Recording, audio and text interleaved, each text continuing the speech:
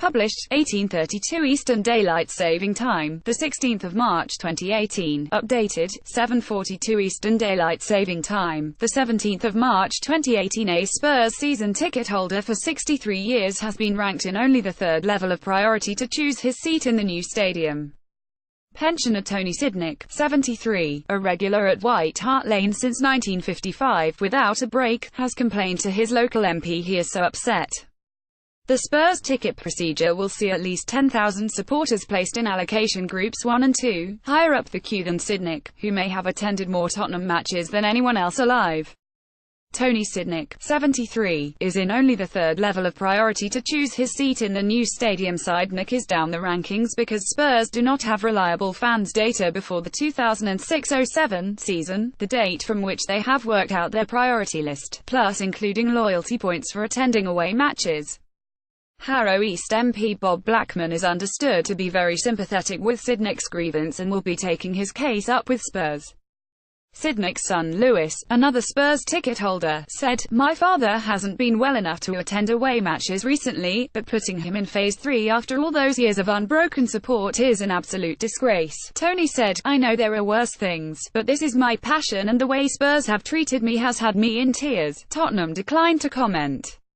At least 10,000 Tottenham supporters will be placed higher up the queue than Sidnick. BBC Radio 5 Live's coverage of Cheltenham was enriched by a cameo appearance on the first day of the meeting by John Francombe, still the best pundit around, despite not wanting to get involved in working for another TV employer out of loyalty to Andrew Franklin of High Flyer, who lost the racing production contract in 2012. Ian Ritchie, the retired former RFU chief executive, is in the frame to become the next Premiership Rugby chairman.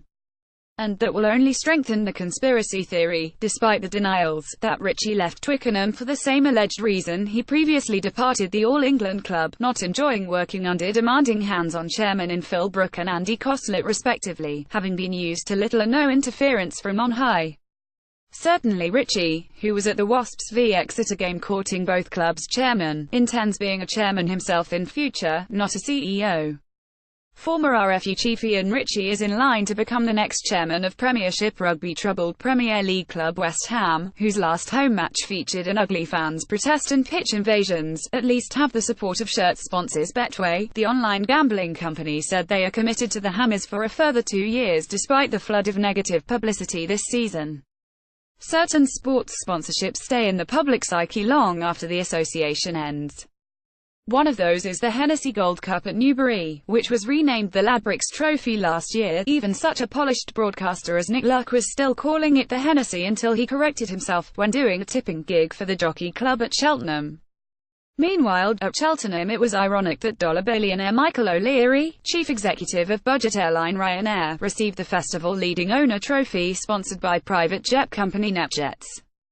Michael O'Leary, left, received the festival leading owner trophy sponsored by NetJets. Kelvin Mackenzie's Love Sport Radio, which launches on Monday, has a chance to win an immediate following, especially with a number of listeners who have deserted TalkSport in recent months. So why, oh why has Kelvin given boorish former England rugby player Brian Moore, a former mediocre TalkSport contributor, the platform of a daily afternoon show? Brian Swanson, chief reporter of Sky Sports News, is one senior sports news figure who will not be travelling to the World Cup in Russia. Rather than a political protest, Swanson is taking a 12-month secondment to work as the communications chief for the Prince of Wales's charity, Business in the Community.